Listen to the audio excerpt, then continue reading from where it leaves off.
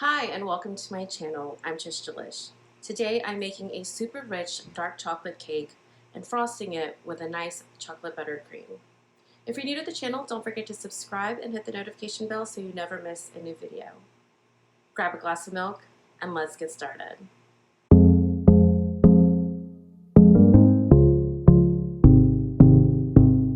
So we'll start making our wet part of the batter, mixing all of these ingredients. And as usual, the recipe and ingredients will be down below in the description box. We have water, oil, eggs, vanilla, and we'll cream in the sugars together.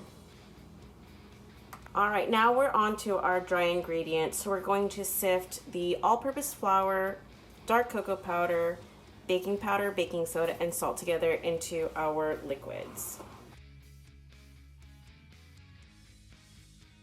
Now this is going to be a very wet batter from what you're used to, and we're going to put this into 3 9-inch round baking pans.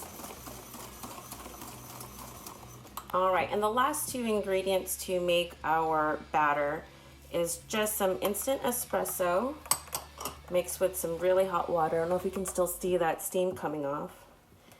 And this is so that the chocolate will darken up as we cook it. Get even darker than what it already is. So very carefully add it to your batter and mix.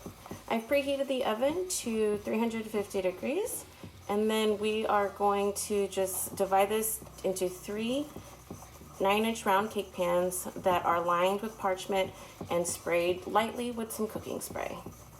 All right, we'll get these off into the oven and bake for about 35 to 45 minutes or until a toothpick inserted in the center comes out clean. All right, so let's make our favorite buttercream. This is the same recipe I used for my Sylvanas, as well as my Sensuval and my Pianona recipes. So it's 1 pound or 4 sticks of butter. You can choose unsalted or salted, whichever you like, and then add 1 can of condensed milk. Now for this recipe, since we're frosting a chocolate cake, I'm just gonna add some cocoa powder at the end and let that all blend together. All right, I scraped down the sides of the bowl a few times to make sure that it's creamed, and I just also wanna remind everyone that if it seems like your buttercream is going to separate, keep whipping it on high until it comes together. So we'll just add our cocoa powder into our bowl. We'll start it on low and get it creamed into our frosting.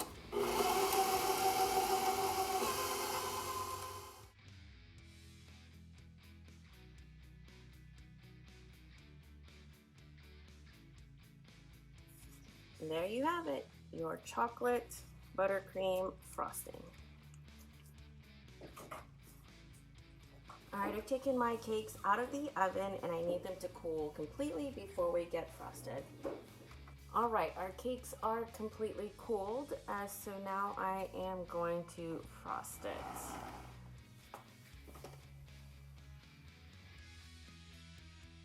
I start by putting a small dollop of icing on my cake board so that my cake doesn't slide around when I'm frosting it.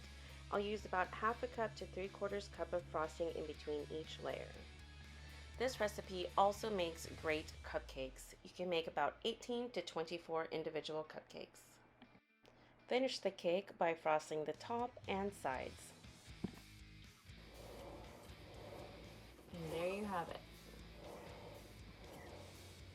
Now the cakes weren't actually fully cooled, so I probably should have stuck it in the refrigerator before slicing it, but either way, it was still really delicious.